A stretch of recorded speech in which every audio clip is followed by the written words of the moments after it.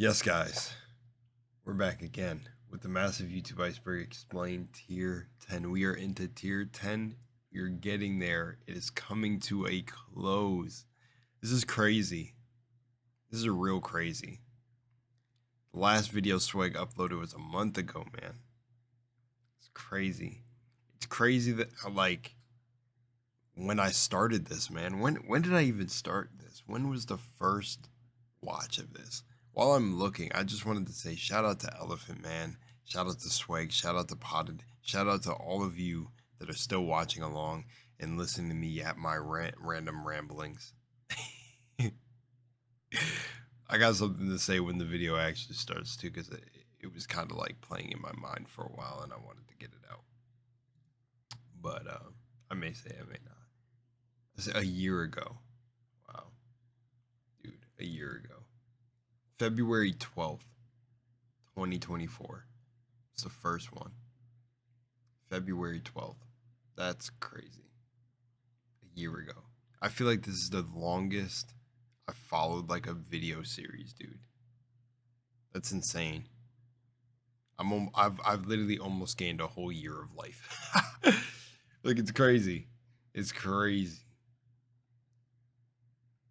I was because I was 23 when I started it, turned 24, and I don't know if this will end by the time I'm 25. That'll be crazy. But yeah, guys, I'm hitting Unk status. Nah. But anyways, thank you guys for still coming in and checking for when this video, like when I upload a massive YouTube Iceberg. Again, I see all of the comments that recommend other series to tap into after this and all of that. Don't worry, I still have the idea of doing commentary videos on like certain sections or portions that I found interesting, or portions. You know what I'm saying? I'm saying portions in place of like the segments of each topic that is covered on each tier. But yeah, long intro aside, let's hop in. Let's do this, man.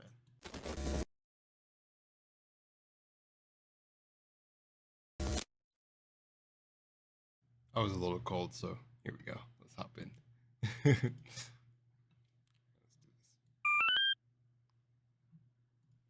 Hello and welcome back, once again, to the massive YouTube Iceberg.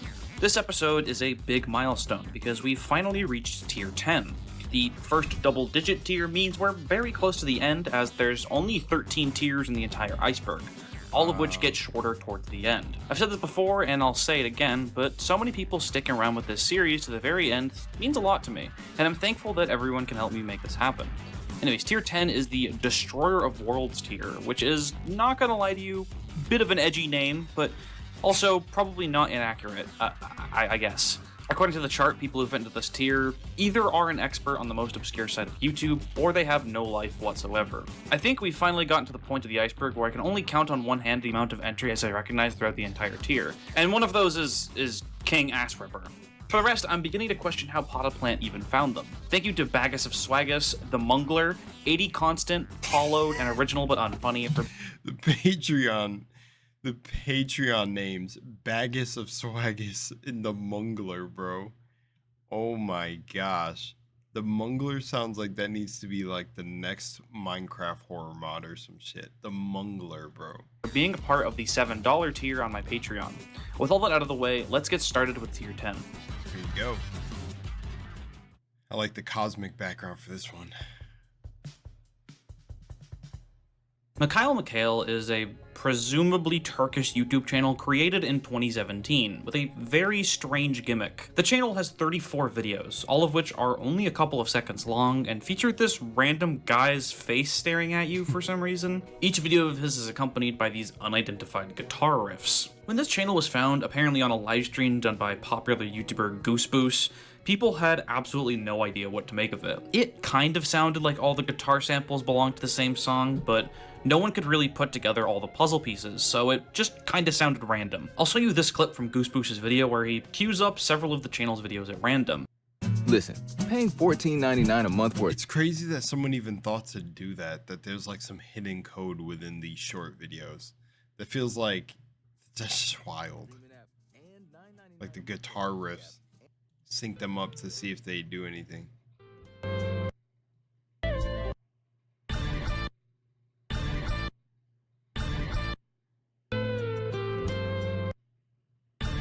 Since no one could identify what the proper order was for these videos. Oh yeah, there definitely is an order. It sounded like 2 of the guitar riffs were like exactly the same.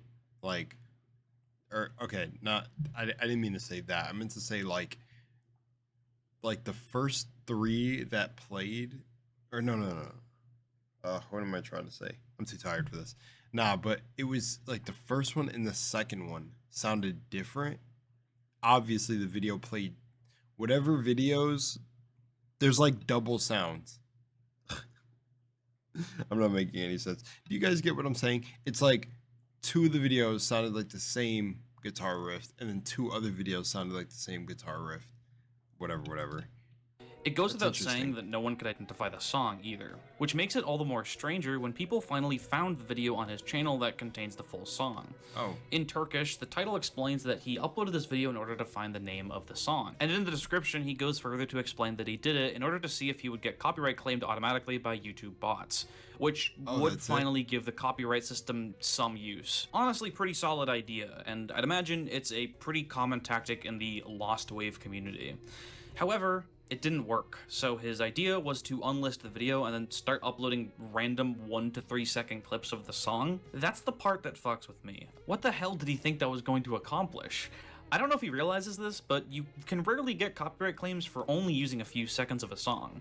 It's why there are somehow videos on channels like Rate Your Music charts that are literally just videos containing dozens of copyrighted music samples that don't have any copyright claims, or at least none that appear publicly on the video. And also, why are all the videos just this eerie photograph of him with the background cropped out? Or at least I'm assuming that's a picture of him. It could just be some random guy he doesn't know. Maybe this is just a Mariana Mordegard Glazgorov kind of thing, where people just believe an unassuming image of some random person is creepy for little reason other than it's attached to something mysterious. Yeah. But I don't know. The way he's just staring into my soul, coupled with the slightly unsettling music, just rubs me the wrong way. And it's definitely not helping his case in finding the song. Unlisting the full song and only leaving up these weird videos makes people come up with all kinds of explanations. It's an art project, it's an ARG, it's an algorithm tester created by YouTube. None of the explanations people came up with were actually accurate. I'm willing to give him the benefit of the doubt though, and say he had some kind of a plan here, but it clearly didn't work. The song has to this day never been identified. Some people have claimed it's an electric guitar cover of the folk song originating in roughly this section of the world called Sorry Gelin, which I can definitely hear in some ways, and it checks out, what with the dude being Turkish.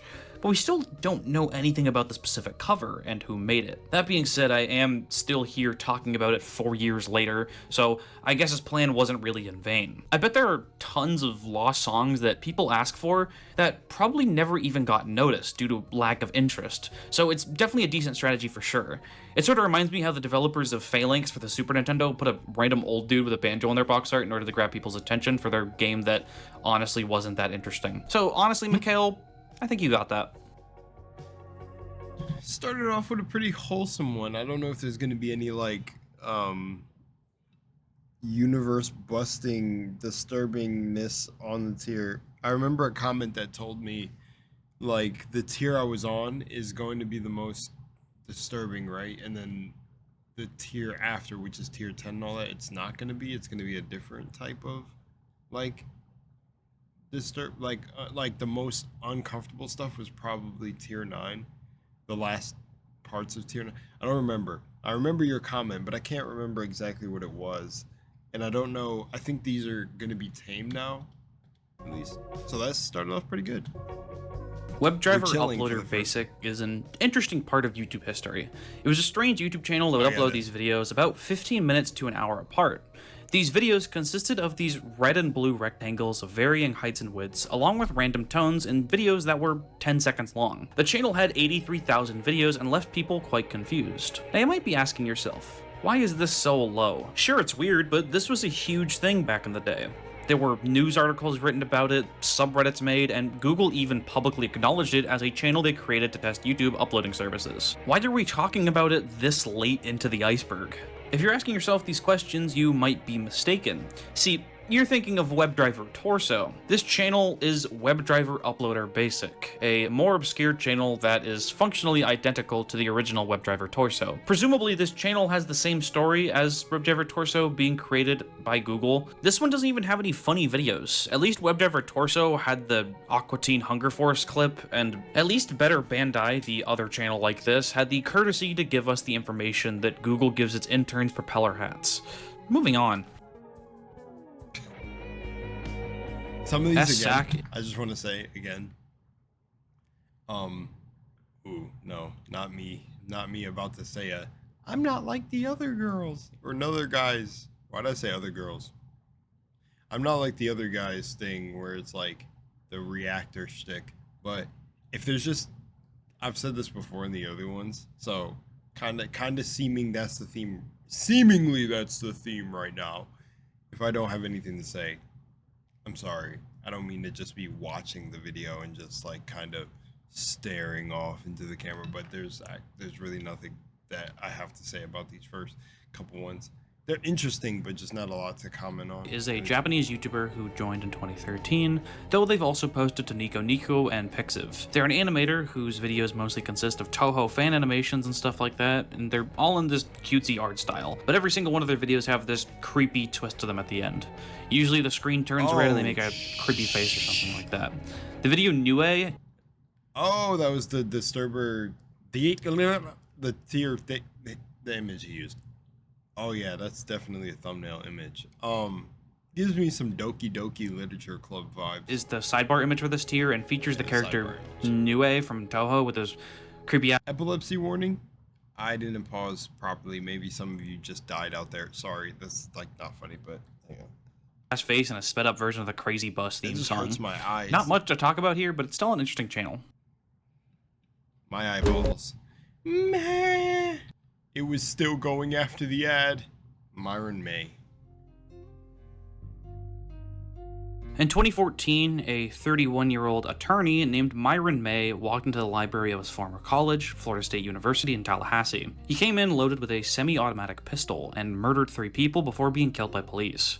After the shooting, people did some research into his personal life, more specifically his postings on social media, in order to discern some kind of a motive. He had a YouTube channel where he had a 3-part series of videos called My Experience as a Targeted Individual. Or at least I think he had a YouTube channel where he posted these. They were found by police on his laptop, and I can't find any mention of him ever having a YouTube channel outside of this Iceberg, though he was a part of a Facebook group called Targeted Individuals International. Anyways, in these videos, he would essentially describe his life. After graduating college, he moved to New Mexico and gained a lucrative career as a high-profile defense attorney. However, he also at some point began to believe he was a targeted individual, or TI. As we've already discussed in the series, targeted individuals are people who believe they're being routinely and ritualistically gang-stalked by some shadowy corporation or the government. These are delusions commonly associated with schizophrenia or some other form of mental illness. Myron believed people were following him. They were breaking into his apartment, they were planting cameras in his apartment, and that there existed secret Area 51 technologies called directed energy weapons to shoot people with energy beams to cause them pain at random intervals. Putting it that way, it borders on the edge of complete and utter silliness, but for those afflicted, it's very real. Interestingly, Myron May's case is obscure enough that almost all of the discussion surrounding the case online comes from within the targeted individual community. For example, many comments on YouTube uploads of news reports will describe him as an outright martyr. I don't know, George Orwell, 1984. Say that he wasn't mentally ill in the slightest, and that the visions he got of being gang-stalked were completely real. Therefore, in their minds, he was completely justified in murdering those 3 innocent college students. It just goes to show you how fucked up the community is, as the existence of such a community leads to kind of a feedback loop of people's delusions being confirmed by other people's delusions. And also, probably some real con artists feeding into their vulnerable state in order to gain something from them. It's generally just really depressing to watch.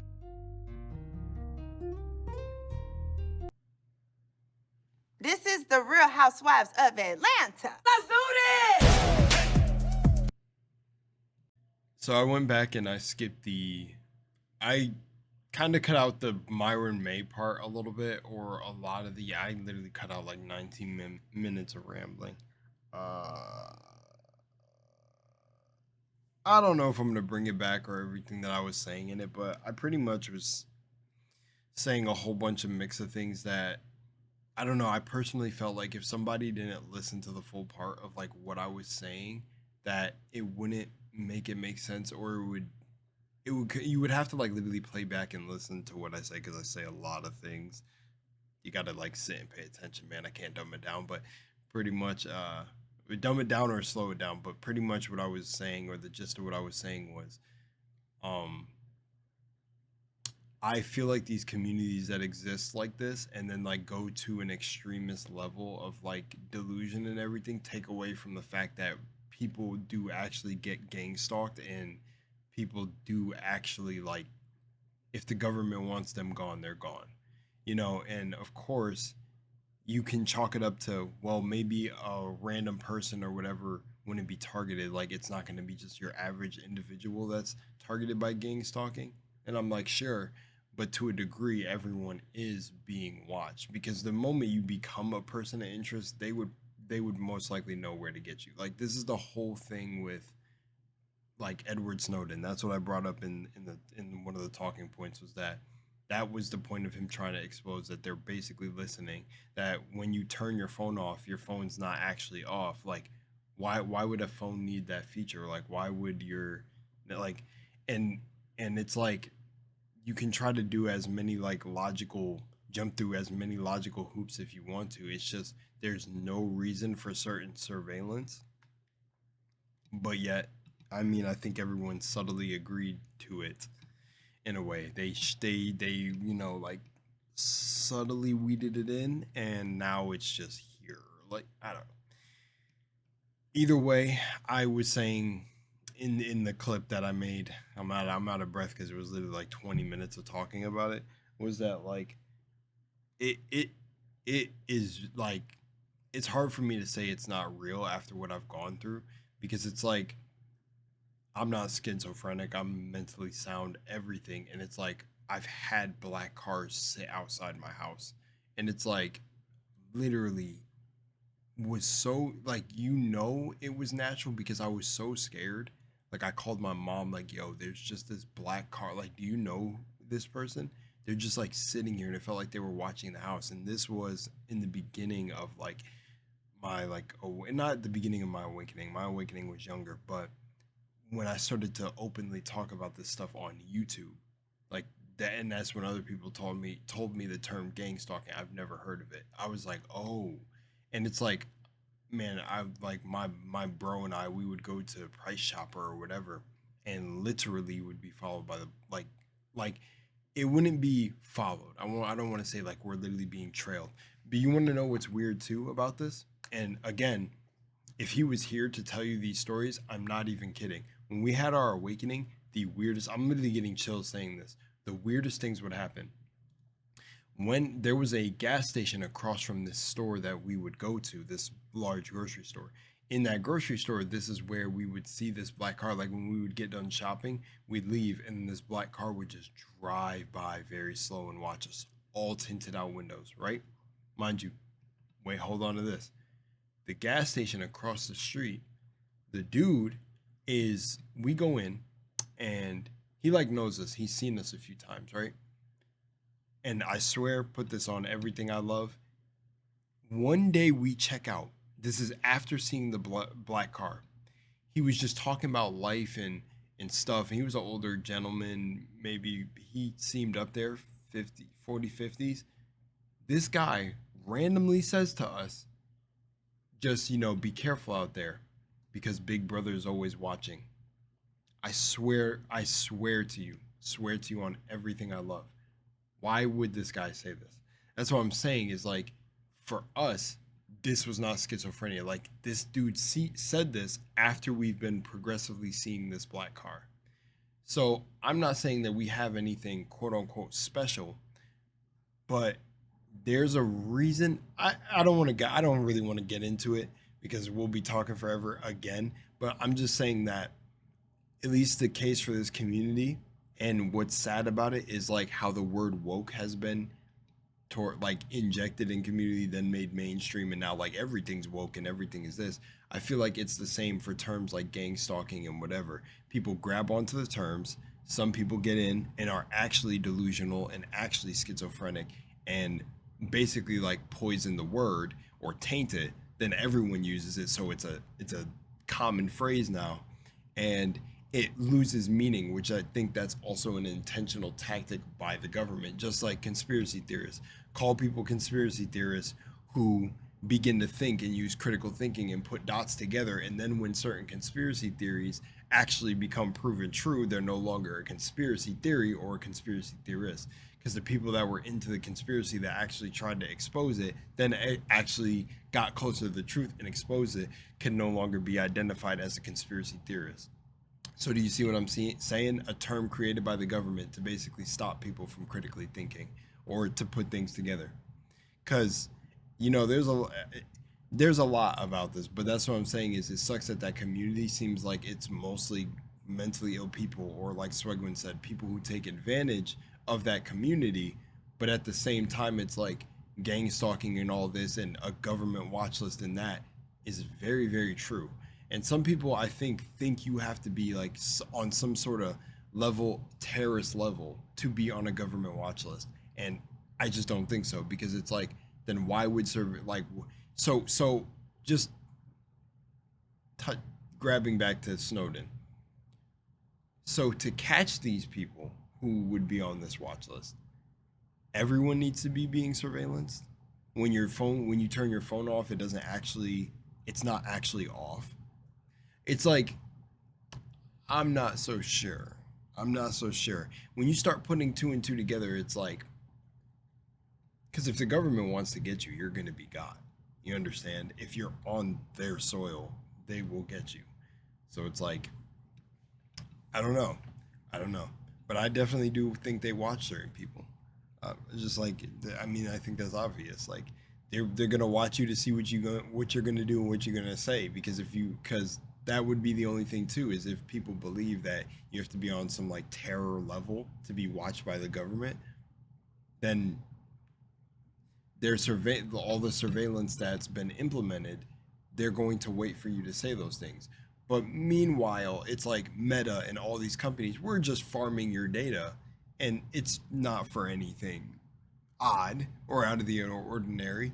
It's just, but we know you more than you know yourself, and algorithms feed you. I don't know. I'm just telling you, it all connects, and it's very odd, but I'm not going to yap for 20 minutes like I did before. But that topic hits me because I've had weird occurrences, bro, where I'm completely mentally sound. Like, I don't believe I'm being stalked. I don't believe I'm being watched. I don't believe like any of that. I just had an awakening, realized what reality was for me, and then stuff like that started happening. Black cars, seeing like the same individuals over and over, very odd, but can be written off logically on why I could be seeing these people. This is a very very interesting thing I want to talk about, but never mind, it doesn't matter. But again, like I said, seeing that black car, I think it was literally like the next day or the same day, we go into that store and the guy goes, "Big Brother's always watching." Who says that? Some George Orwell 1984 shit, dude. I'm telling you, man. Or in English, Atomic Bomb, is a short animated film released Sorry for yapping so much. in 1978, directed by Japanese filmmaker Renzo Kinoshita. It was then uploaded to YouTube by Kitano Tatsuyama 1034 in 2008. It starts with a normal day in Hiroshima, Japan, before the infamous atom bomb hits it. Once it hits, many characters are seen disintegrating in quite gruesome and graphic detail. You know, it doesn't really pull any punches. Survivors are shown emerging from the rubble with their skin and hair burnt off. It's definitely harrowing as all hell, and it just goes to show you how fucked up war really is. As one of the first pieces of media to depict the bombing of Hiroshima, it's often shown in Japanese schools to teach kids about the event, which is kind of insane, but it also makes a lot of sense. It's pretty eye-opening from a Western perspective, since it's really only Japanese media that will talk about how utterly horrific the bombing was for civilians. Jesus Christ, I thought Tier 9 already ended. What's with all these depressing entries? Well, damn, okay. Yikes. Well, I'm sure the next one won't be a ridiculously goofy tone shift. You've got to be fucking kidding me.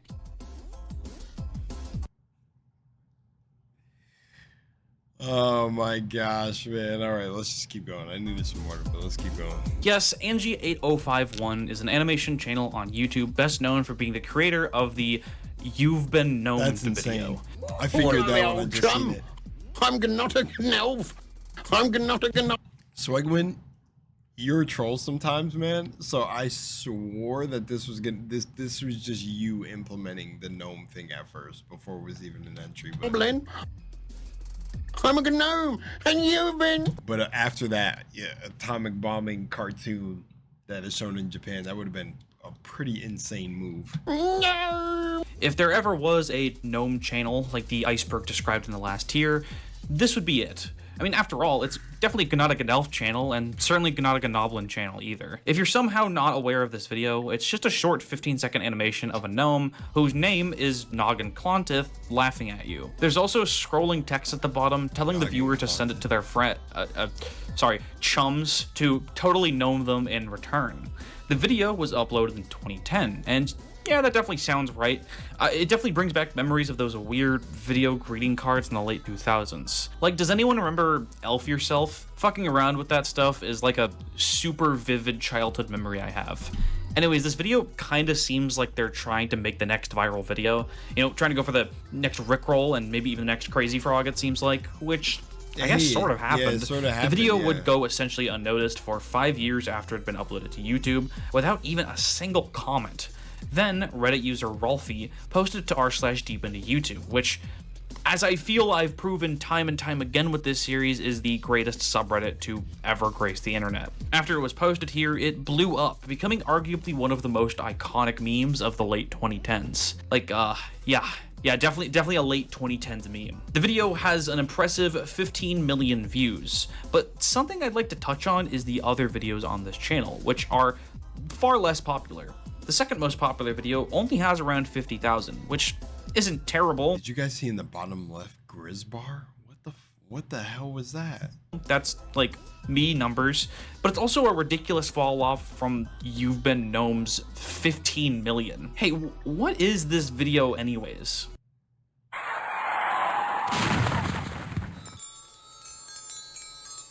Hello.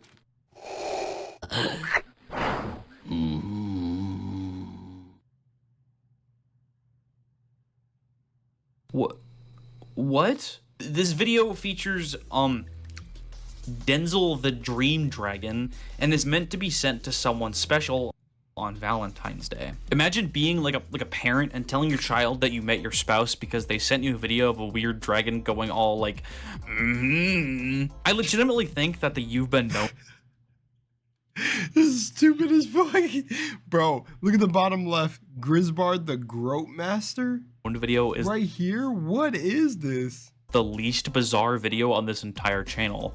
There are other videos that expound on the Noggin Clontith lore, such as Noggin and the Posh People, where our Nomi hero is invited to dinner with an incredibly rich family. And it just feels like a complete fever dream. This is one of the few times on the Iceberg where I'm actually struggling to perceive the idea that this was written, voice acted, and animated by a real human being. Really rather posh and hoity-toity, yes. Well, really rather posh and hoity-toity.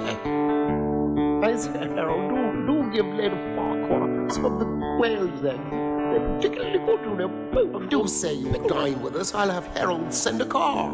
We have loads of lobster thermidor, heaps of caviar. Our cellar is the envy of the county, so I'm told. It's very, very posh and hoity-toity. They're clearly trying to tell a story, presumably about how the very, very posh and hoity-toity people need Noggin the Gnome to go up in the attic and get rid of something going on up there, but I just can't parse it. It feels like it was made by aliens. There's also Grizzbar the Groat Master. What is this? Like, this is the one that I'm terrified of. Grizzbar the Groat Master caught my eye immediately. The very posh and hoity-toity. Grizzbar is coming, howling at the moon. It won't be long before you hear the squeeze. If I hear your heart a thudding, I'll I'll turn your teeth like pudding. Which, I mean, yeah, no remarks there. Finally, I'd like to talk about Noggin's Flying Song full version. I mean, I'm glad I learned about Grisbar the Groat Master. I don't know what else to say. This video features Noggin the Gnome flying around on his flying machine, and something about this video is just so ethereal.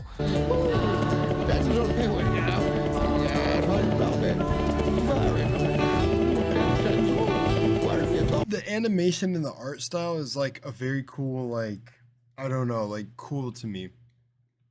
Somehow that you do something like this. But also, I don't know why. I've never watched a video and gotten like weird feeling, but like, yeah, for me, I'm not getting ethereal. It's like I don't want to say nauseous, and it's not like his art is disgusting. It's like, I had a weird feeling in my stomach.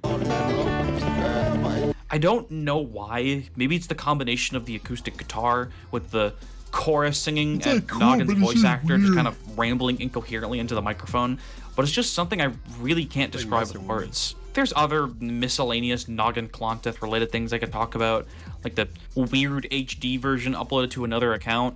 Oh, you tricky thing, yo! Or the website, which... Hello, chum. I'm Noggin the Gnome.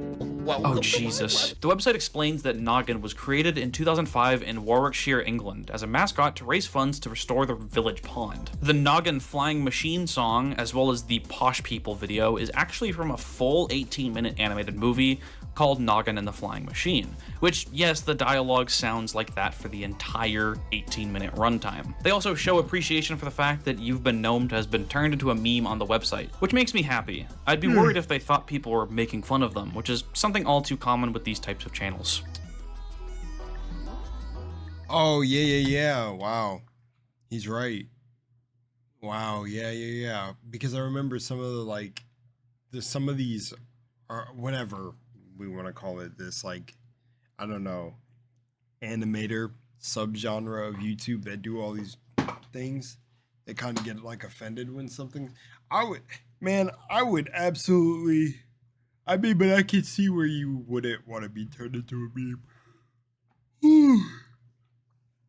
I've seen actually some scenarios where something that you did gets memed. Probably not the most enjoyable experience. I'm gonna sit back in my chair and get comfy. Hopefully I don't fall asleep while recording. Oh, dude, I don't know why. I was just tired. I went to sleep at a reasonable time. You guys feeling tired on the other side? Nintendo, a sad story. Nintendo, a sad... I'm not gonna lie, by the way. The Myron story. I didn't really mention Myron or what that tier made me feel, but it was an interesting story. A lawyer just goes in and, you know, takes out 3 innocent college students. Very odd, very odd. Messed up story, but also, Swag, you said, I thought tier 9 was done. What's with all the sad stories? Did we get that many? Or did he say that after the atomic bomb?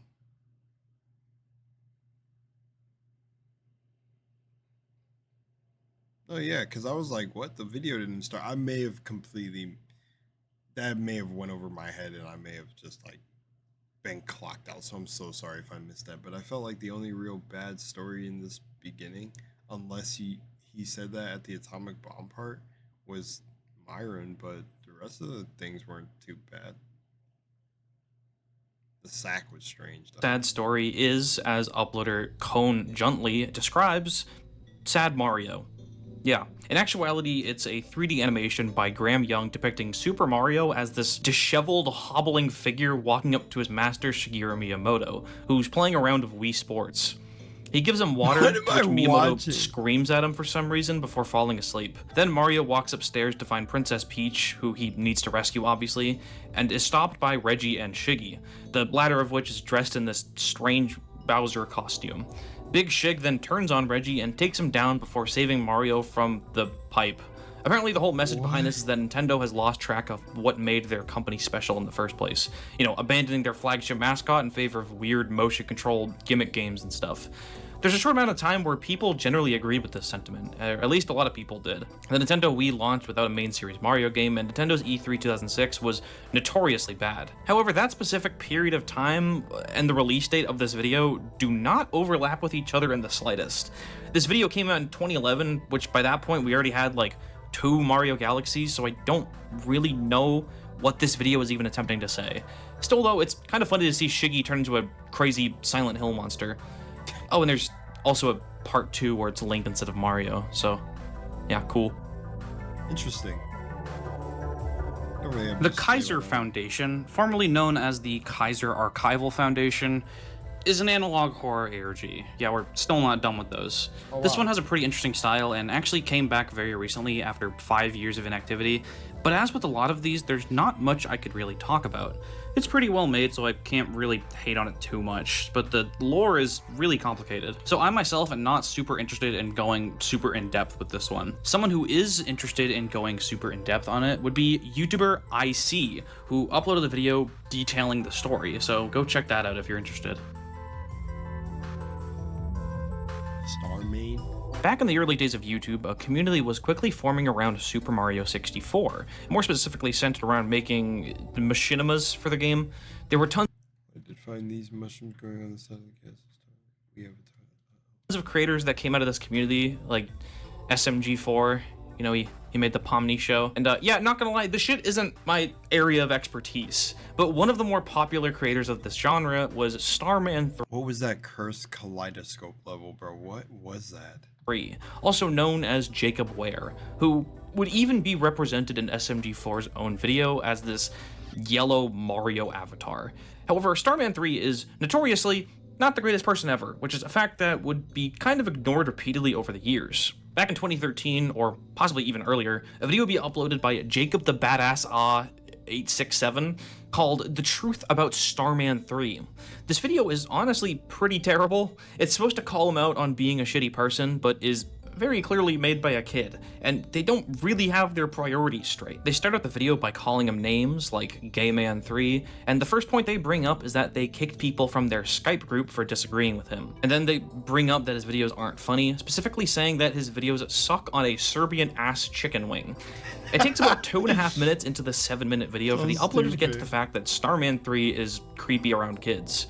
Screenshots are included in the video that show him flirting with a 13-year-old girl, while he himself is 23. Then he brings up how he pirated Wreck-It Ralph, which is also illegal, so clearly it's just as bad. Later into the video, about 4 minutes in, he goes into how Starman 3 took pictures of a child's private parts and forced another child to jerk off on his own face. This is one of the only claims in the video that goes without any sort of evidence, and instead he tells you to go ask them yourselves, referring to the victim, which is fucking insane.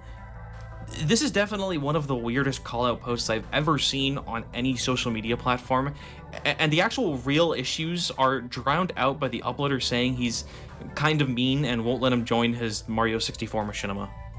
Now, I'm obviously not criticizing this video to defend this Starman guy, but it's for this reason that this video was extremely controversial, with the like-to-dislike ratio being alarmingly close to 1-to-1, and the comments saying shit like, yeah, he likes kids, but, I mean, Jacob told him to kill himself, which is obviously so much worse. Thanks to this call-out post being pretty bad, it would seem that Starman kind of got away with it, even though he got kicked off of SMG4. It wouldn't be until around 2020, which is like the year that every weirdo got exposed, apparently, that Starman would have serious accusations. Several twitlongers would be made about the guy and his long history of racism and inappropriate sexual behavior, with victims being as young as 12 years old. He would sexually roleplay with them and ask them for nude photos and guilt trip them if they say no, threatening to kick them out of the server. He would even try to coax minors into indulging in his bestiality and vor fetishes. Today he no longer posts on YouTube, though his channel is still up, and he's actually still very active on DeviantArt. It just kind of goes to show you that most communities have to deal with people like this, no matter how small. I don't know anyone who has had online friend groups without at least one of them turning out to be a predator. By the way people talk about it, it sounds more common than it's not, and I don't know how actually true that is.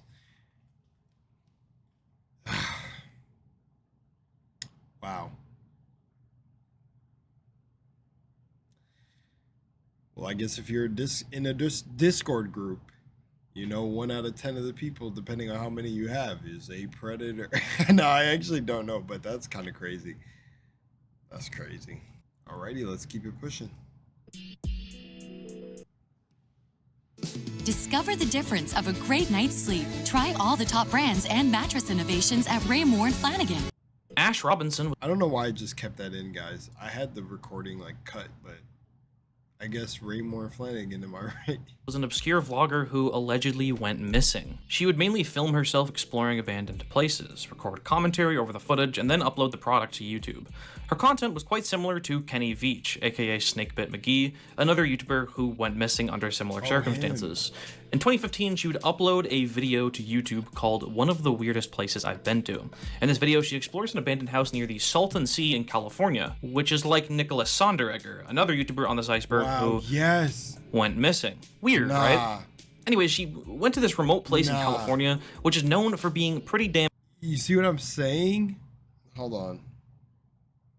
You probably don't see what I'm saying because that made no sense. It came out of nowhere. But I just watched a video on Instagram about missing persons in national parks and like weird tunnel systems under America. I don't know, man. And then like how is it so hard to believe that people are actually getting gang stalked? People getting trafficked? I don't know. I'm not saying believe it. Just use your discernment and come up with what you believe. But at the end of the day, some weird shit's going on all the time. Damn sketchy, and after she went there, she stopped uploading for a bit, only coming back to upload 2 alarming videos. One where she's in a van and another where she's tied up. Her channel's name would change to 004113623. And then, yeah, that's basically it.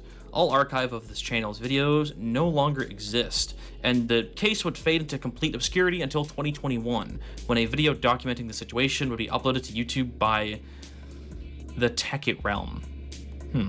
For those who aren't caught up, the Tekkit Realm is a YouTuber with around 1.7 million subscribers, who is infamous for faking a lot of his YouTube Mysteries Unsolved videos. His videos should be taken more as creepypastas rather than any kind of serious documentation, even though many of his fans seem to not realize all of his shit is fake. That being said, I do think it's quite obnoxious that he makes videos about real subjects sometimes and fake ones other times. So just because he covered the Ash Robinson case doesn't mean it didn't happen. What does mean it didn't happen, though, is that there's no mention of this case online before August 2021, which is when the video was uploaded. It's also not even a very original story, as he kind of just took what happened to Kenny Veach and what happened to Nicholas Sonderegger and just, like, Frankensteined their stories together. I don't get it. Why not just cover both of these people separately?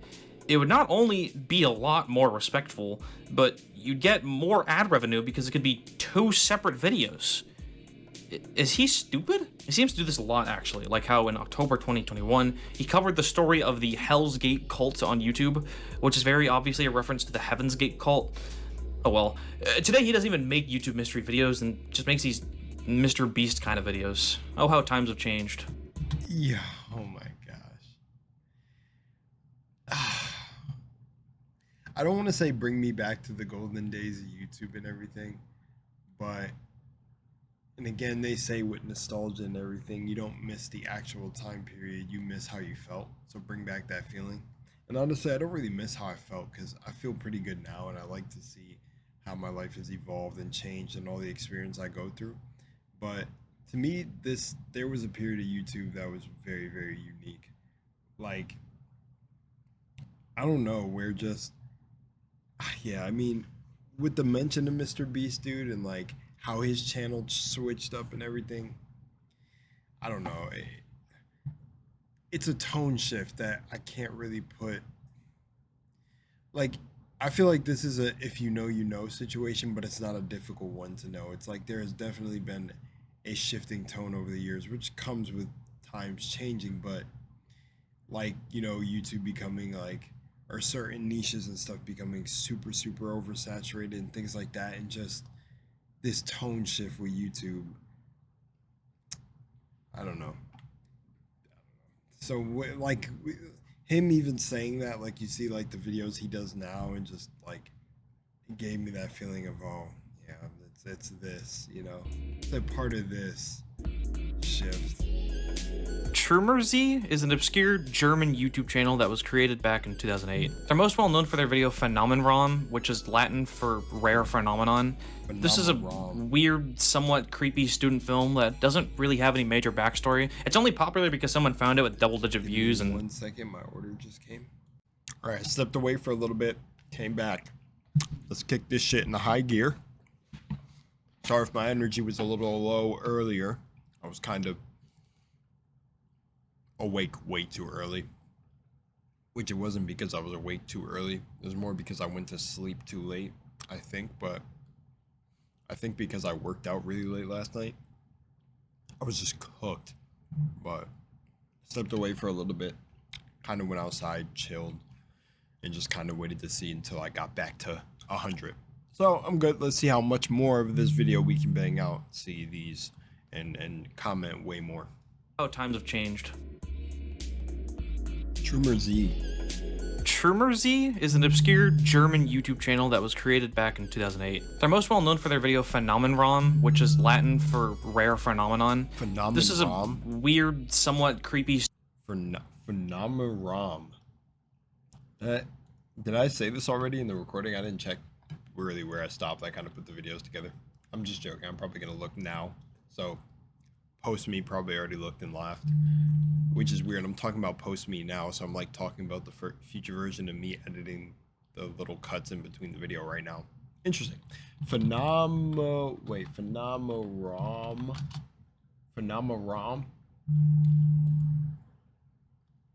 What the hell? It didn't come up. Did I spell it wrong? I probably spelled it like a brick.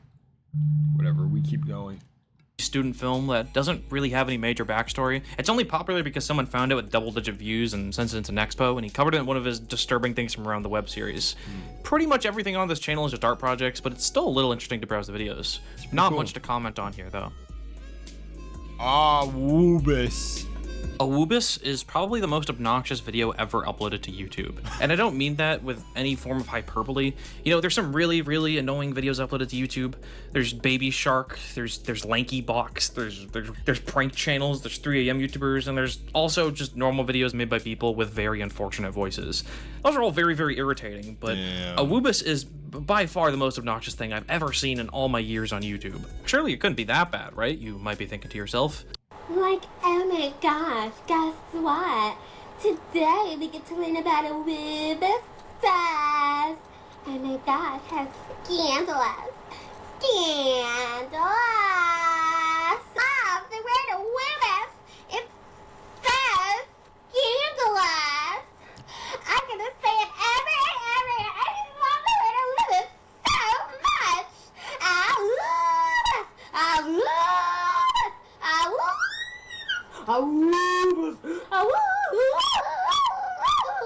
Awubis! Yeah. This monstrosity was created by public school teacher Isaiah White. This is a school teacher? See, I was gonna ask if this was a child because I was kind of like, oh, this is a child, so my mind didn't really immediately jump to, like, you know, kids are being kids. I don't really ever think about, well, I was kind of different as a kid, but okay, the outlier aside, because I'm talking about me. Oh, I'm fucking, that felt so like, I don't know, that felt weird to say, but you know what I'm saying? Like, my mind doesn't jump to, God, this goddamn kid's annoying type shit, or annoying kid. It was kind of like, oh, it's just a kid, so yeah, it's annoying, but it's a child. This man said, public school teacher? What? Is a grown-ass person doing this? In order to help kids remember their subordinating conjunctions, you know, after, although, as, when, while, until, because, before, if, since, it forms After, although, as, when, while, until, because, before, if, since. I don't remember Awubis at all taught. What the hell? the acronym Awubis. I don't know what her goal was when she made the video. like this. Oh shit, I know this video. When it got to this part, whoa, like some government psyop shit. Like it just activated the part of my MK Ultra brain. I'm just joking. What the hell? But I remember this part. What? I've seen this, but not like, I swear I didn't hear it, but I've seen the image. I mean, it kind of makes sense, since if you make the video really, really obnoxious, then it'll stick like glue to the inside of elementary school. That's very true. I mean, yeah. Children's brains, for better or for worse. Every once in a while, former students will recount how their teacher used to pull this video up on the projector, and they were forced to watch all 30 minutes of it. The video is actually only 3 minutes, but I'd imagine watching it in a dark classroom would make it feel much longer. I also think that in order to make kids remember the acronym, she should be more focused on saying what it actually stands for, rather than just repeating it over and over again, and then repeatedly calling it scandalous. Is scandalous just the most obnoxious adjective she could think of? This video is so confusing.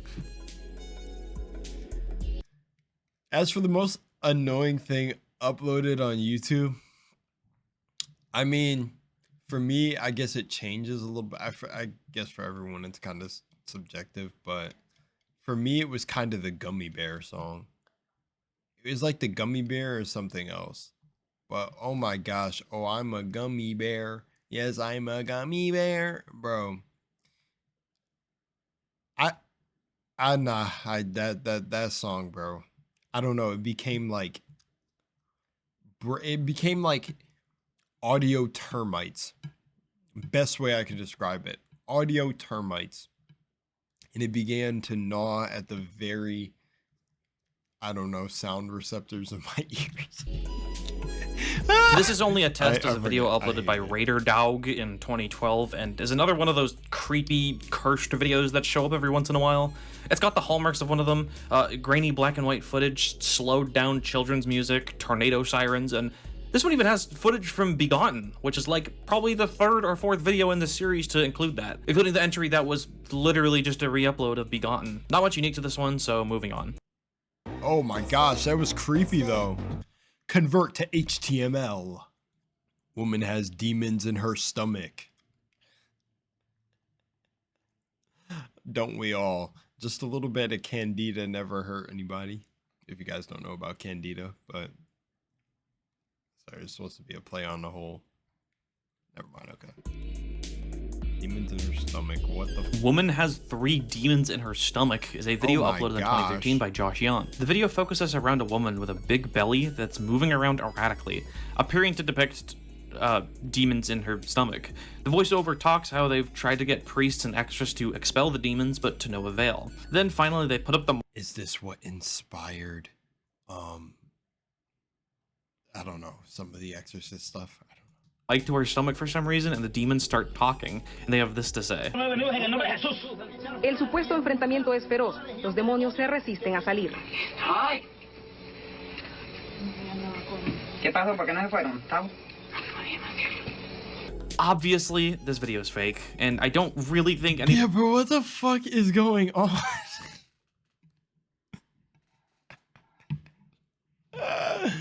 Yo, what in the fuck is going on, bro? What am I seeing? Anyone in the comment section even buys it. Like, you know, people saying that this is what happens if you eat rotten McDonald's, or that she just has to poop into the toilet. One person says, I don't know why I'm watching this, and yeah, me neither. And another person does this impression of the woman in the video, and then this person, nope. I'm getting weird feelings, if you know what I... Compliance comes in with, describe them. Oh. That's kind of a strange reply. I wonder why they— Oh. What? That's like just so unexpected. Oh, that is weird, bro. That was just weird. Of course he would type something, or he or they would type something like describe them. What the fuck? Oh my gosh. Cassie is Watching was a short-lived ARG that was active all the way back in 2006. The channel only posted around 5 videos before vanishing completely, 1 or 2 of which being in Second Life, I guess. What's interesting about this channel is its connection to Lonely Girl 15, the long since ended ARG that was probably the first one on YouTube. The first 2 videos on the channel are shot in locations that were featured in Lonely Girl 15 that were supposed to be secret locations that only the production staff knew about. Granted, these locations were in the vicinity of one of the largest cities on the planet, but still. The Lonely Girl 15 production staff, however, said that they had nothing to do with the Cassie is Watching channel whatsoever.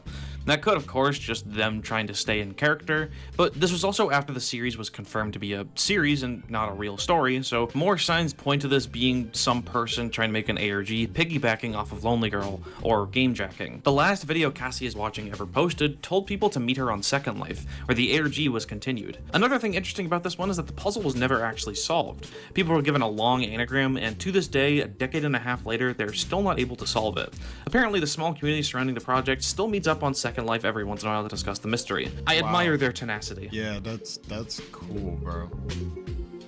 To me, that's one of the coolest things I've seen from this Iceberg. I'm not gonna lie. The one thing I love about, I think, this entire Iceberg was to see the communities formed around it.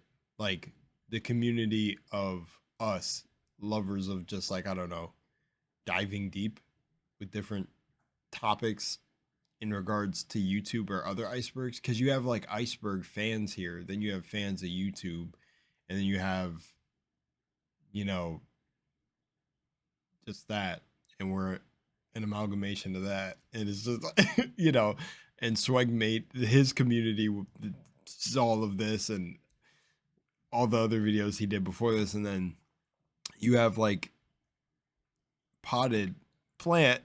You guys get what I'm saying? I don't know what I'm trying to say. The point is like the water bottle drinkers community, even the more cultier ones that we've seen on here that I didn't even know they existed. The what were they called? The what was it? The something blood? You know that one community? I can't remember. Whatever. But you know, just seeing all these communities on here is pretty cool that they are like, I don't know. Even the ARG, like, I don't know, enjoyers. What do I even call this shit anymore?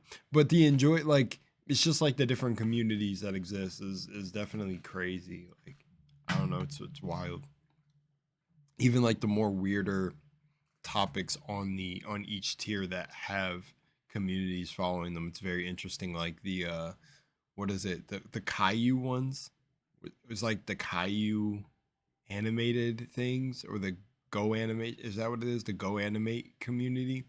It's just interesting. It's very interesting. Man Relates His Out-of-Body Experience is a video uploaded in 2016 that's actually a re-upload of a video called OOBE Out-of-Body Experience, uploaded by Jay Sandler 48 in 2007.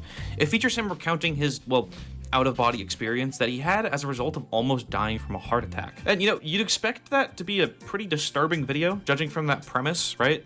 Well, this video does not have the tone you'd expect from the subject matter. You know, the way he puts it, dying kind of sounds awesome. Tell me what happened to you. One day I had a heart attack. Were you dead now turning blue? Yes, I was, but they brought me back. What happened while you were dead? I left my body and floated free. Were you lying on a bed? Yes, I was gazing down at me. It's an awesome feeling of inner peace and happiness, a euphoric feeling. Such joy I feel inside. Damn, I don't have a whole lot to say about this video, but it just generally kind of rules. Man, I wonder what other songs he has on his channel. I like beans, mash them into a paste. I like beans, I smear it on my face. Yeah, maybe you should just stick to almost dying. Swegwin, that was a wild comment. He said, maybe you should stick to almost dying. What the fuck, dude? wild. Skipper's Bin is a creepypasta about YouTube written around 2012 that can be found on the Creepypasta wiki. The story starts with a brief history lesson on the creation of YouTube, you know, former PayPal employees, me at the zoo was the first video, yada yada yada, and then they talk about the more obscure sides of YouTube. Enter a user called Dennis100, who apparently uploaded one of the first YouTube videos called Talking Turkey. It's a home video of a normal Thanksgiving dinner, except all of the audio in the recording is replaced with a man loudly screaming in an attempt to appear as though the turkey is screaming in pain as the family eats it. There's also a watermark of skippersbin.com in the corner of the image, which is a domain that doesn't exist. What is with the Envato, like, watermark? Even within the confines of the story. Another video is uploaded to the Dennis100 YouTube channel called Talking Tuckery Behind the Scenes, which is filmed behind the camera that filmed the original video, featuring two new people, one with a gorilla mask and the other with a Dracula mask. Then for some reason they throw a bottle at the father and then the rest of the family starts gagging and then the video ends. A third video is uploaded called Everybody's a Critic, where I don't think there's any more stock footage that can assist me with illustrating the rest of the creepypasta, so you're going to have to use your imagination. a bruised middle-aged man dances on broken glass while being pelted with bottles, and then a third man with a paper bag over his head begins to berate him. A fourth video is then uploaded called Having Too Much Fun, where the gorilla-masked guy is ramming a crying wheelchair-bound teenager into a wall repeatedly, and it's implied the dude with the Dracula mask is sexually assaulting a woman off-screen. Finally, the last video on the channel is called Bad Luck Lewis, where a tied-up man named Lewis is being interviewed in a warehouse before being smashed over the head by the gorilla masked man, and then the Dracula masked guy starts stabbing himself with the broken shards. And all traces of the channel's content have been deleted off the face of the internet. It's a pretty cliche and edgy story, all things considered, even though I do like the setting, I guess you could call it. I don't know why the Dracula guy starts stabbing himself at the end, though. Whatever. What? So it's a creepy pasta of like lost footage. Okay, with the other entries on here that were like that, I don't actually get those. So it's like essentially, oh, there's some spooky side of YouTube that all the videos are mysteriously all white. So they didn't exist, but that's like supposed to be the creepy part of the story? Or did I just completely miss that? I probably just completely missed that because I was kind of more paying attention to like the weird shit I was hearing. I don't know. I want to kind of go back. Yeah, I'm going to go back off camera and listen real quick. Okay, I got it. I'm actually mentally challenged. It was that the whole thing was a creepypasta from the beginning. Okay, I guess it was interesting. I don't know how that was creepy though. It's just like, yeah, I don't know. I guess cool, I guess. I don't know that somebody put the time in to make that, because it's like, you know, not everyone's art is going to resonate with you. That didn't resonate with me. With the broken shards. But I guess and all traces of the channel's content have been deleted off the face of the internet. It's a pretty cliche and edgy story, all things considered, even though I do like the setting, I guess you could call it. I don't know why the Dracula guy starts stabbing himself at the end, though. Whatever. Info Channel, not Channel, is a YouTube web series created by Davey Force of Horned Grandma fame. Yeah, didn't think that one would come back, did you? Oh, that's crazy. Channel is supposed to be a parody of infomercials and television channels with a lot of surrealist humor. It feels very similar to Tim and Eric, which makes a whole lot of sense when you find out that Davey Force used to work on the show. There's not really a whole lot to touch on beyond that. It has somewhat of a cult following, and it's been frequently uploading for the past 12 years, but that's about it. That's cool. For a 4149 views phenomenon.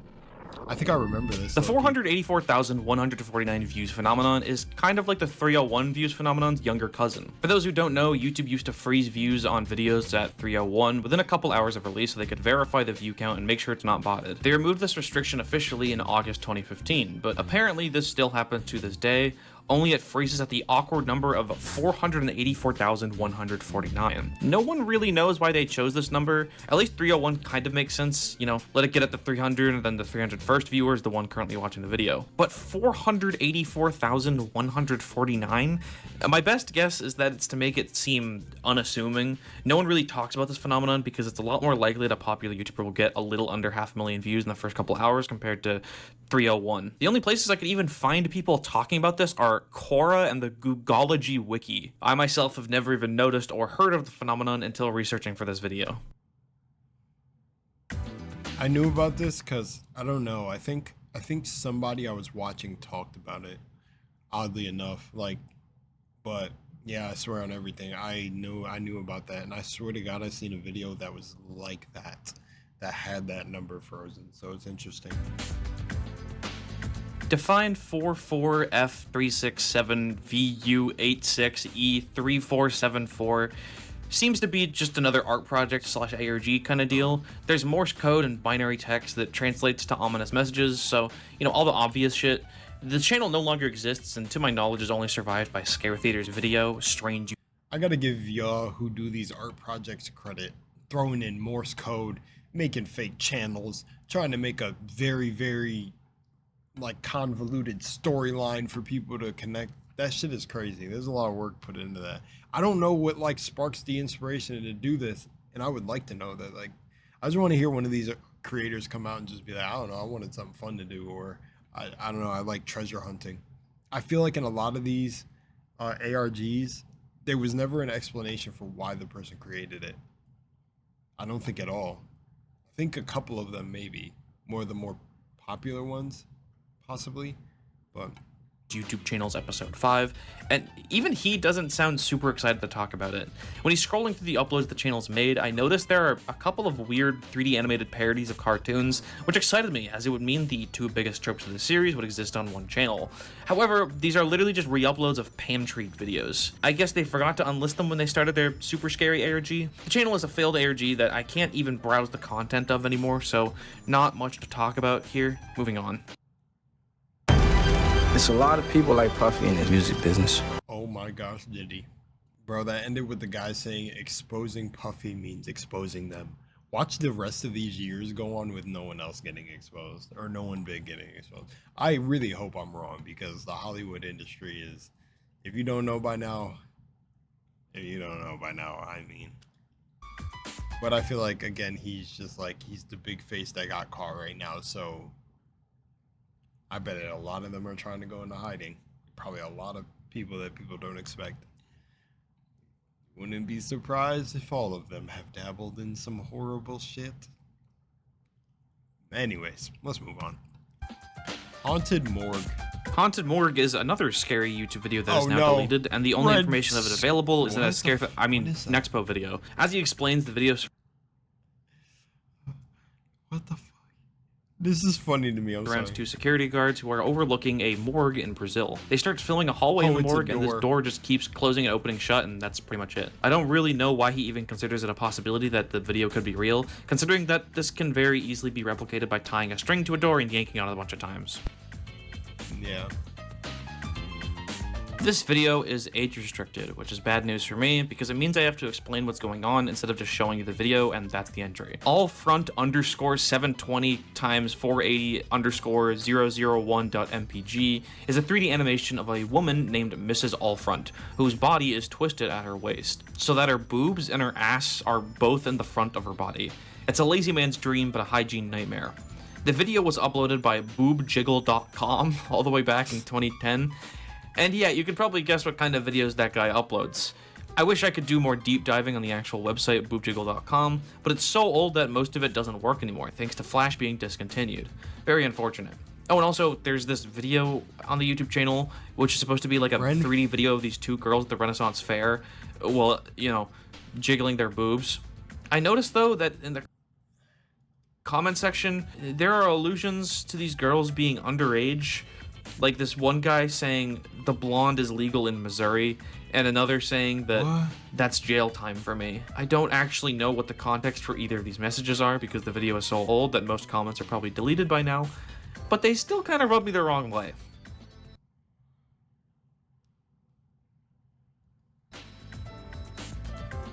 I'm recording this right after National Women's Day, guys. Stand up for the women in your life, the very important women in your life, and women as a whole, man. What the fuck?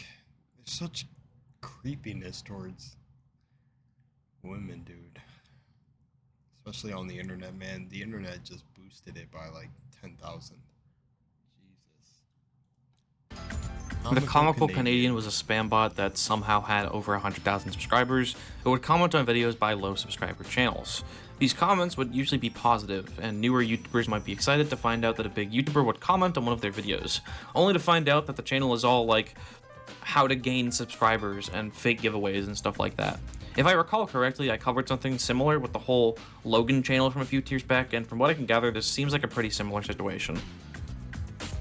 Very quick and to the point, okay. The Dead Kids Foundation? What the fuck? That's a pretty on-the-nose name, isn't it? Right. In 2007, a YouTube channel was created. Please tell me it's not an ARG. Called the Dead Kids Foundation. Although, according to this fandom wiki, which, grain of salt, but the channel was actually originally called I Need to Like You. Whatever the case, this channel posts weird, creepy videos, and it yet again feels like another ARG or art project. Whoa, what the fuck? Interestingly, the channel seems very popular in Russia, with most of the comments being in Russian, despite the channel itself being American and the videos being in English. I think this is part of that Russian Death Files thing from a couple parts back, where people would take random old unexplained videos and make up creepypastas for them. Apparently, this video caused people to have migraines and nausea and hallucinations of dead children.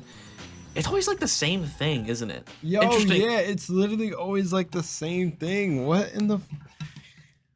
Who's hallucinating and seeing dead children? What the fuck? It's like a level of like scaring yourself so much to the point where you just, yeah, I don't know, you just start creating, because your imagination and you are the scariest thing in your mind. Like the way the mind twists things, depending on how, just fear. So it's just like, it feels like I don't know, bro, a group of assembly of getting terrified or fucking scaring the shit out of yourself. The channel has uploaded at a pretty much consistent schedule for the past 17 years, despite only having 9 videos. Yeah, each video is spaced out like by 2 years each, outside of a 6-year break they did. Apparently it's very intentional, and the passage of time is actually working with the story. Pretty neat in all honesty. That's cool, yes. Do you really want to... That's cool. Cool Tomato! Cool Tomato was a video uploaded in 2015 by yjoldinrelvae. Fuck you, Swagwed! No warning! Y'all have to suffer with me. Thank you, Potted Plant. Very cool. Thank you, Swagwin and Potted Plant. Cashapp was, and I suppose still is, a German language cooking channel whose videos were pretty ordinary. On the channel, you would watch videos on how to make Kartoffelaflaf and tortilla chips Überbacken, both standard German meals. However, on September 24th, 2019, they posted a very strange 26-minute video in English that's unfortunately long since been deleted by now, with no archive, where they warn about an upcoming false flag attack on Seattle, Washington, that they predict will happen. What the fuck? That's so out of the... Oh, what the hell? That's just out of nowhere on a cooking channel. Around a month and a half later, on November 3rd, 2019. By false flag attack, he means that there will be an attack that will kill thousands of people in the city. A similar death toll to the one that happened in New York 23 years ago that He put the Simpsons little... Wow. YouTube apparently doesn't like me talking about. However, this attack would be staged. Similar to, again, the big one that happened in 2001. Yeah, this person is fully in the inside job camp, despite the fact that they're not even American. Like, I guess you don't have to be American to make conspiracy theories about America, but I feel like there's enough to work with in Germany as is. Now, this attack will be staged by who, you might ask? Well, the same people who staged the New York attack, of course. Them. Keeping it real vague. In Germany, they call this Illuminaten, but, you know, I think it's fairly obvious what group of people they're trying to pin this non-existent terrorist attack on. Now, what sources does this video cite that would lead them to this theory? Well, they say that the media will hint at an attack happening in Seattle, just like they supposedly did with the 2001 New York attack. Like, for example, a random episode of Wheel of Fortune that aired on November 15th, 2019, had images of Seattle as its backdrop, followed by an explosion effect as a transition. There's also, of course, the famous Seattle Seahawks Stadium, which has some abstract plaques that appear to depict an atomic bomb being dropped on the city, or maybe the Rapture. Yeah, or that's just fucking clouds. There's also, of course, The Simpsons apparently predicting it, which, as with many other things that The Simpsons apparently predicted, is a massive stretch. Apparently, there's an episode in one of the good seasons where Sideshow Bob threatens to blow up Springfield unless the government complies with his demands to abolish television.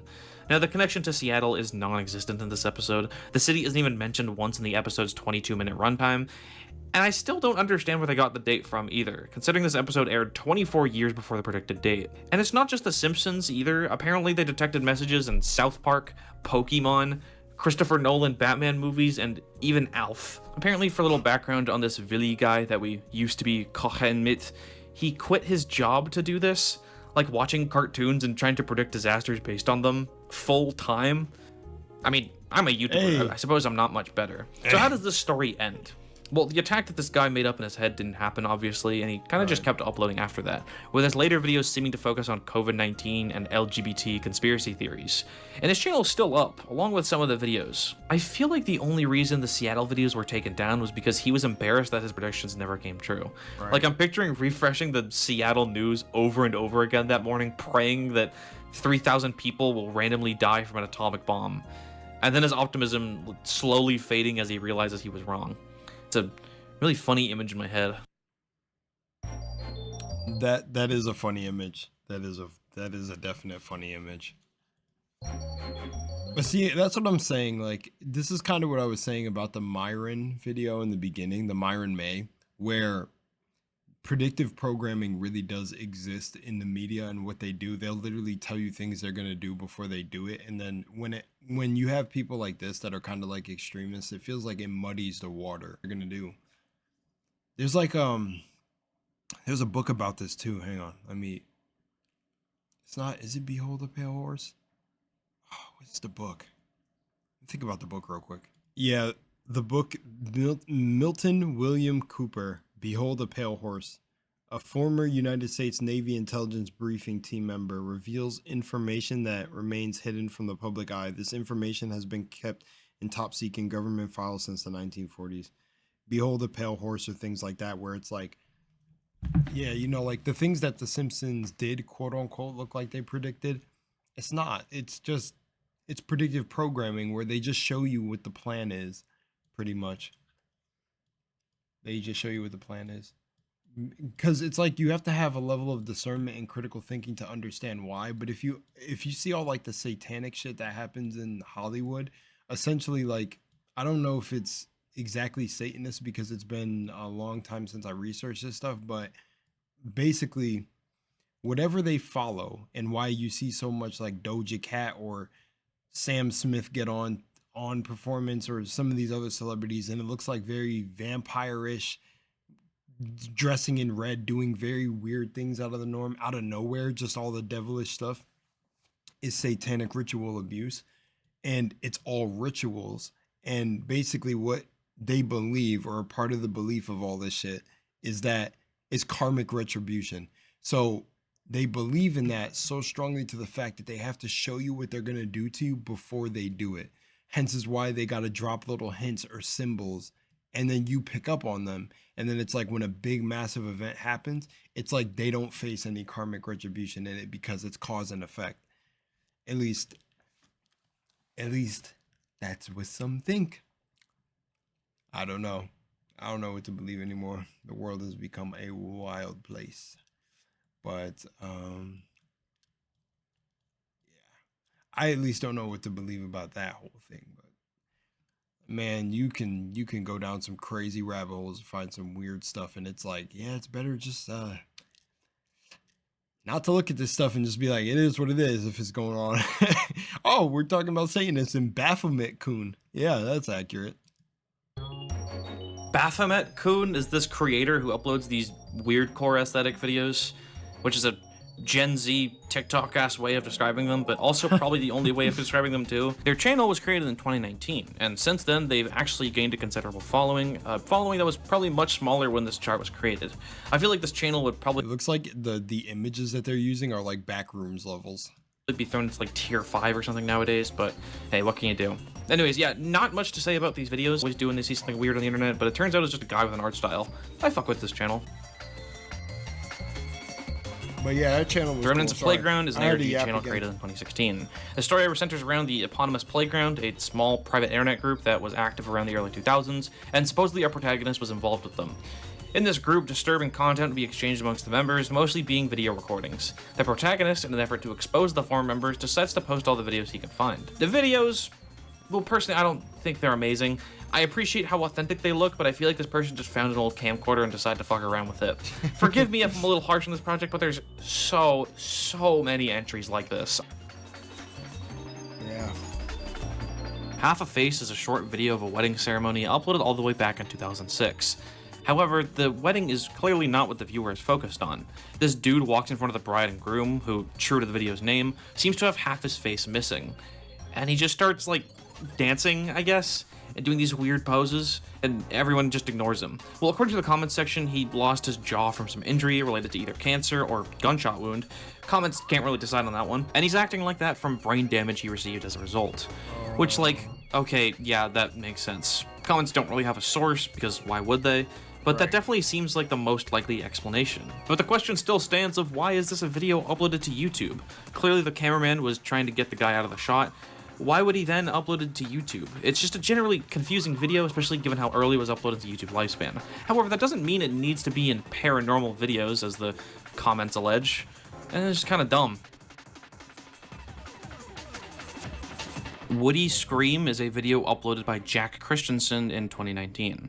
Sorry I'm not being very descriptive about these entries, but like, what do you want me to say? I could make some stuff up. This video was broadcast on live television in the Soviet Union as part of a hijacking, and the people who watched it got diarrhea. Does that make it more interesting? What? Can I get a page in the Russian Death Files wiki for that? Irish animator, video game designer, and great guy David O'Reilly has an extensive catalog of animations such as the series Octocat Adventures mentioned in the last part. However, oddly enough, you go to his channel nowadays and there's only 5 videos, 2 of which are videos of everything. His game. Three strikes him out. O'Reilly actually has a large number of videos that are unlisted on his channel, some of which were fairly obnoxious to find links to, since there doesn't seem to be a centralized playlist of all of them. One example is Unlucky Little Man, where a little man asks a horse if he wants to be friends. There's also Hell / where a pair of demons awaken this cat monster. And then there's Story of Genki, which is part of a game show by Tim and Eric that itself was part of Saints Row the Third. The simple reason why he unlisted videos is that they're really old and he's probably not proud of them. Though I personally like them, it's not uncommon for artists to dislike things they've made even months ago, much less over Saints a Row. decade. Yeah. Wow, that's crazy. Anyways, I didn't want to divide this video in half, but I mean, an hour and 21 minutes is kind of crazy, and I have it sped up to 1.1. So I'm going to split this up, guys. Hope you guys enjoyed all my random rambling and etc. etc. I feel like this is one of my more scuffed recordings of doing this, but the topics that usually interest me are the ones that are more conspiracy based, because it's just funny. I don't know.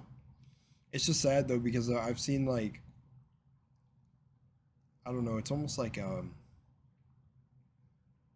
ooh, that's a horrible comparison. You know what? Never mind on what I was gonna say. I was gonna say something actually horrible. It's too early to be getting canceled. Nonetheless, I'm glad that the tier has kind of gone in this direction. Not too disturbing, pretty chill, like stuff, back to pretty cool entries. I think the Kaiser Foundation was pretty cool. I think somebody has sent me the Kaiser Foundation, to be honest. The Angie, or not the Angie. Was it Angie? Was that actually the Angie 805? Or 8051? Was that the gnome? Bro, that fucking Grizzbar. That was funny, dude. What can I say? That was weird. And then the freaking woman with the demons in her belly, bro. If you look at her, it obviously looks like she's shaking. What kind of religious trauma programming shit is this? Like, bro. As for everything else, I enjoyed yapping. Hope you guys enjoyed it as well. And I will be back for part 2 of tier 10 1. Jesus, what am I even talking about anymore? Anyways, see y'all in that one. Peace.